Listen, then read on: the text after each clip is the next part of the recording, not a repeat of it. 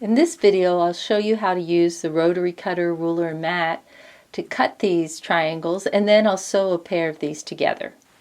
Before you cut out your triangle, you first need to determine the finished size. That's the size without seam allowances. Go to your quilt or your pattern and you measure one of the shorter sides. So let's look. You see that's about 2 inches. So my finished size of this triangle is 2 inches. Next, you want to add 7/8 of an inch to the finished size. So 2 7/8 equals 2 7/8 inches. That's the size of the square that I need to cut. You want to make sure that your square is cut on the straight of grain or cross grain of the fabric. This ensures that at least 2 of the sides are going to be more stable than this third side that will be cut on the bias. So let's look at some fabric here. The straight of grain, it doesn't move very much when you try to stretch it. Here's the cross grain, a little stretch, but not much. And here's the bias. Stretches a lot. The more the fabric stretches, right here, the harder it is to sew accurately. A triangle has 3 sides. If you can get 2 of those 3 sides on the straight of grain, that'll make your life easier. So let me show you how this works on fabric. Here's the selvage, or the straight of grain, and this is the cross grain. You can tell the selvage because sometimes it's a different color. There's a little white strip, or there might be little dots, or sometimes there's little holes in the fabric there. That's the part of the fabric you don't want to use. Since I have such a big piece of fabric here, I like to get rid of some of it to make my job of cutting a little bit easier. So I know I'm going to cut a little less than a 3-inch square. So let's just get rid of some of this fabric. So here's this smaller piece of fabric that I've cut out. I might be wasting a little bit of fabric, but I think it helps with my accuracy in the long run, and it also is much easier than dealing with that big piece of fabric. So you'll notice I've lined the straight edges up on the lines on the mat, and I'll take my ruler, and 2 7/8 inches is 1, 2, almost up to 3. The line right before the number 3 on this 1/8 inch ruler, and coming down it's the line right before the 3. So I'm going to line that up. I want to make sure that this line is even, and I want to make sure this line is even. And the camera's in the way here, but let's see if I can work my way around that. I also want to see maybe if these lines on my ruler line up with the lines on my mat. And I notice that this little line here goes all the way down, and I notice that this little line goes not quite all the way across, so I needed to move that a little. And I cut across.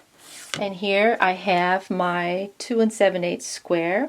The next thing I want to do is cut that diagonal in the fabric. And you'll notice that I put this square on this 45-degree line. That isn't necessary, but it really helps me see where I've got to line up. I want to come through this point and that point over there with the tip of that point. And I cut. And now I have 2 half-square triangles that their finished size will be 2 inches. Most of the time I'm sewing 2 of these half-square triangles together to form a square. And so instead of cutting each one individually like this, I like to take 2 scraps of fabric, put right sides together, cut my square out, and then cut that square on the diagonal. And I'm ready to go straight over to the sewing machine with this. Before I start sewing, I want to make sure that all the edges line up. And since I'll be sewing on the bias here, and I don't like to pull or stretch that bias, I'm not going to use any pins. If you're not comfortable with that, then it's okay to put a few pins in. I also like to use what I call a feeder or a leader, which is a scrap of fabric, fold it in half, put it under my pressure foot. You'll notice I have red thread, so you can see you'll want to use a matching color of thread or a neutral color of thread. I'm using a regular stitch length. So this feeder gets things started. These tips of the triangles sometimes like to get stuck down here in the feed dogs and make a mess. So this leader or feeder piece helps pull those tips through. So I have a 1/4 inch foot on my sewing machine. This 1/4 inch foot makes it easy to sew my 1/4 inch seam. So let me put that through. Notice I'm not trying to pull this, I'm just gently guiding it. I don't want to mess with that bias.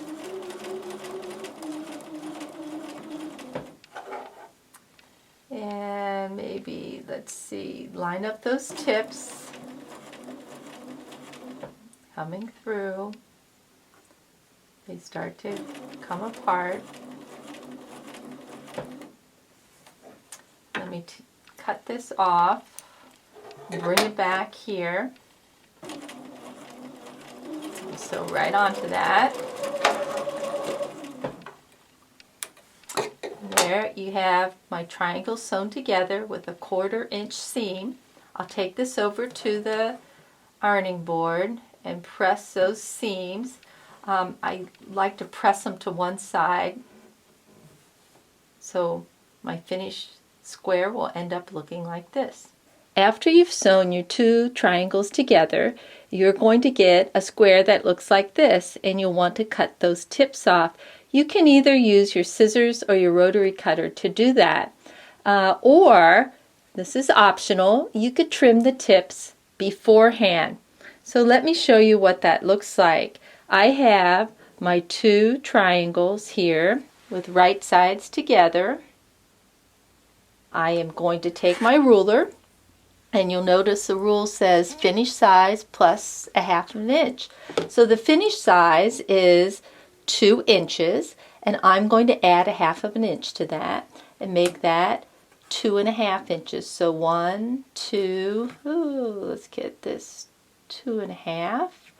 Take my ruler and I trim that off. Now let's go up to this one. So I went 2.5 across. Now let's come 2.5 down. So let's see. I've got 1, 2.5, and I can see that. Let me trim across, and there you have my 2 triangles that have been trimmed. And what does that look like when you take it to the sewing machine? You just run your 1/4 inch line there, and when you open it up, you'll see that all of those little tips have been taken off. You can find more information about cutting and sewing half square triangles at learnhowtoquilt.com under Beginner Basics, Cutting and Sewing.